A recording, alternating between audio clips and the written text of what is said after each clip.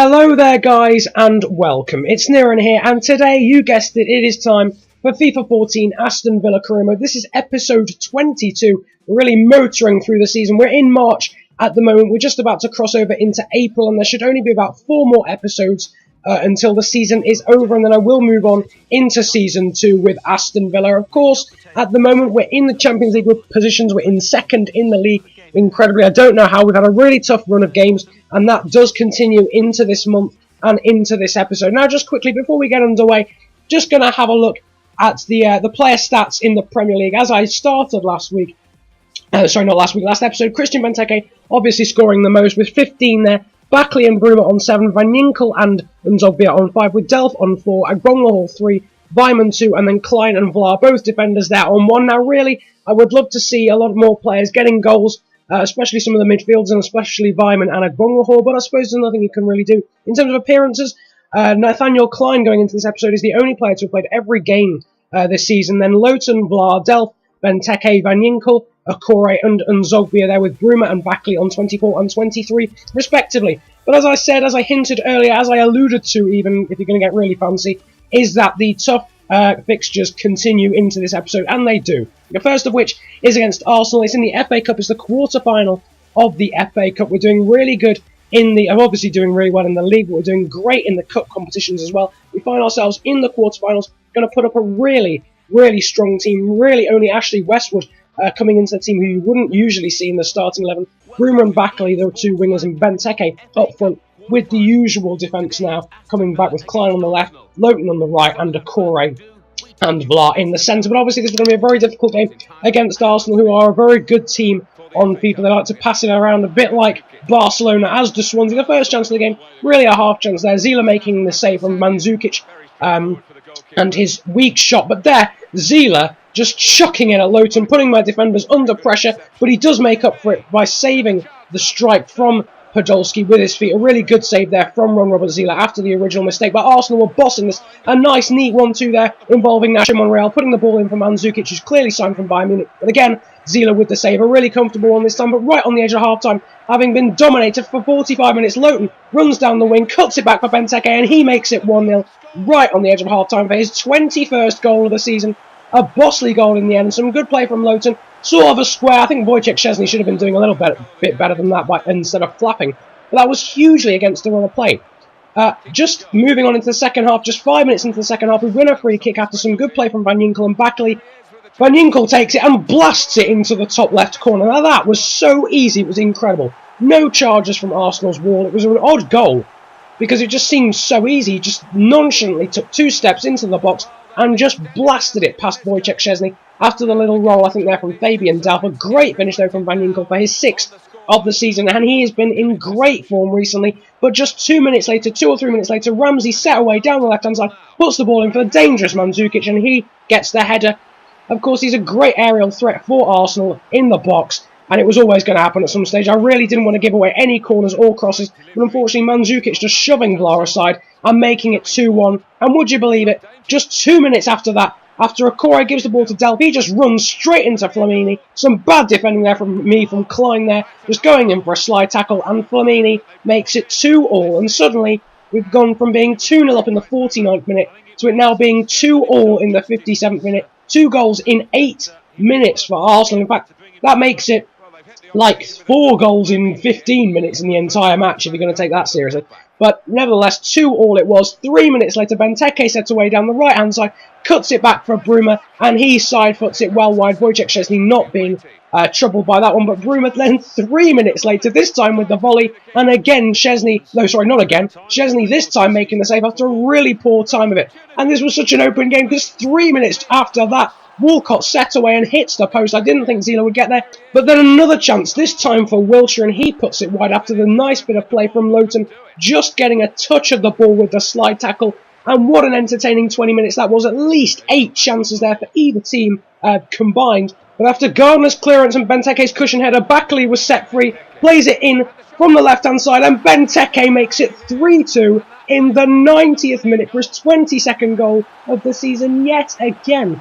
Another really important goal from Benteke. That's 3 that I can think of just off the bat right there against Newcastle earlier on in the season and against Norwich. He just knows when to pop up and put in a finesse shot. What a goal that was. Some great play after defending. Gary Gardner with an awesome clearance. I think it was the header down from Benteke, then a nice ball from Van Ginkel to Backley, and of course the goal from Benteke to make it 3-2, a game we did not even slightly deserve to win. 8 shots on target, sorry. No, hang on, 8 shots and 6 on target for Arsenal.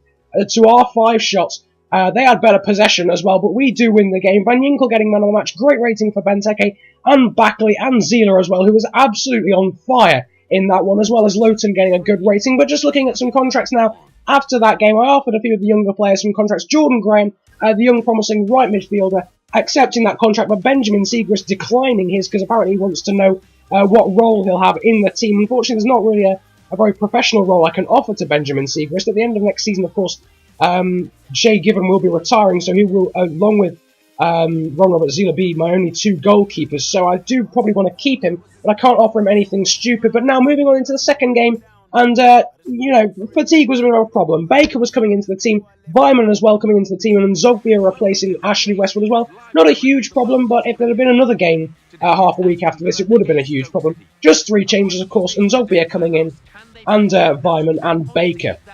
But against Stoke earlier on in the season, this was a relatively easy game after the awesome game that just came before that in the FA Cup against Arsenal. I was expecting big things from this. In the first chance of the game, going to Marco Van Ginkel, going past 2 players, but unable to quite find the finish. And as you can see, it didn't look great from the last angle, but it was curving away, unfortunately, slicing it slightly, really close to that far post. But Nathaniel Klein there, giving the ball to Nzogbia, a nice reverse ball to Broom, and he really should do better. He clubs it wide of the near post.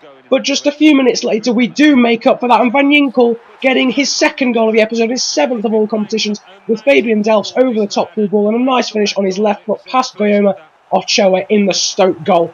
Fabian Delph there celebrating with him after it was a great ball from Fabian Delph to find Van Ginkel after that great run past the Stoke defenders, Shawcross and Huth, and a great finish there with his left foot into the far corner to make it 1-0 after just 25 minutes. But a corner a few minutes later there for Stoke, well headed away there by Nathan Baker, who I was really happy with him. It's a shame he's going to have to leave in the next transfer window, but some nice play between Bruma and Delph. He gives it to Vyman. We were passing absolutely brilliantly. Benteke just about keeping hold of the ball, and he sets away Van Ginkel, who's looking very tired and fatigued, so he cuts back on his left foot, but he's unable to get a shot past Ryan Shawcross. And I just put that in, although it didn't really create a chance. It was just to show the great passing. But moving on into the second half, and Vyman really should have made that 2-0. Hands on head indeed there from Andreas Vyman. He was leaning back after the ball over from Benteke. He was really under pressure from Shawcross and Huth.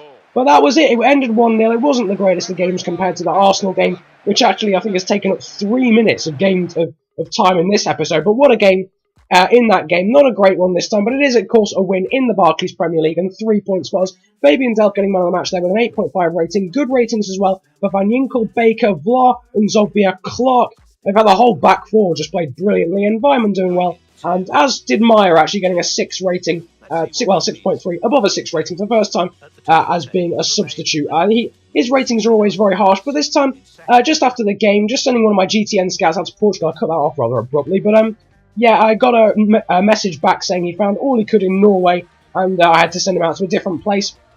Just quickly, before this, Gary Garner's accepted the new contract offer that I sent him, 20k, a bit of a pay rise. He's done very well this season, and so he will be signing a new contract for 4 seasons. But now just setting up some instructions for a new centre-back. I feel as if I'm a bit light in that area, especially with Nathan Baker, who will be leaving. So looking for a tall, strong, first-team quality centre-back in the next transfer window. But now, just having a look at the squad report, and Ron Robert Zila there, up none, a bit disappointing after his transfer from Hanover in January, but he's played well in the last few episodes, so you can't blame him for that. Klein there up 2, Okori up 2, I think, as well, Baker up 2, Meyer up 1, Van Ginkel up 2, Fabian Delph now up 3, going up in this month. That's what the green exclamation mark means. Bruma there up 1 to 76, Backley up 3 to 76, Benteke also up 3 but up to 82, Mason Bennett progressing well as well up to 64, Matthew Lowton now a 77 stat right back, he's doing really well and progressing very well as well. Bakuna also up a stat this month. As you can see there, Westwood and Clark also making some progress. And Zogbia, they're still on 76. Given, of course, was 76 at the start of the season, but now down to 73. Of course, he will be retiring at the end of the season, which is a huge disappointment because I loved him as a as sort of a backup goalkeeper who was first team goalkeeper for quite some time. Benjamin Sechrist also going up a stat this month as well, 67 there. Gardner up 4. He's done really well this year. I've been really proud of him in this season. Nathan Delfonso, though, not making any growth despite being out on loan to Blackpool earlier on in the season, probably playing a lot of games, but now going through the loanees. Bent, Ender Stevens there up 4 now this season. Jed Steer as well, the 4th of the goalkeepers, and Daniel Johnson there, the centre mid, up 3 to 65 there, the 21-year-old. But that is about it for this episode. I'm just going to show the table here for the last minute. Liverpool, of course, top of the table, but with that win against Stoke, we now close in to just 3 points behind Liverpool. Look at that goal difference compared to theirs. 41, their goal difference compared to ours, which is 18. Chelsea now leapfrogging Manchester United up into 3rd, but Man U do have a game in hand on them. Spurs also with a game in hand on both the teams above there in 5th, with Manchester City 6th, ahead of Everton in 7th. And we've got Newcastle, Fulham and Arsenal now up into the top half of the table for the first time in quite some time, with the addition to Wojciech Szczesny even back into the team, because I think they were playing Damian Martinez last time I played them. But down towards the bottom there, pretty much everyone from Stoke downwards in trouble in terms of relegation. Sunderland and Norwich appear to have been doing very well recently. The teams above them there with a game in hand on those up below. Stoke, Hull, Swansea and Crystal Palace just above the relegation zone, with Sunderland, Norwich and Cardiff getting very much cast adrift at the bottom. But I hope you've enjoyed this episode of FIFA 14 Aston Villa Career Mode. Like and subscribe if you did, that would really help me out. And comment if you enjoyed it that much. Again, voting on the Colombian job offer or the Swedish job offer. The Colombian one will run out actually very soon. So get commenting on that if you wish. Nevertheless, I hope you have a good day, enjoy yourselves, and in fact, goodbye.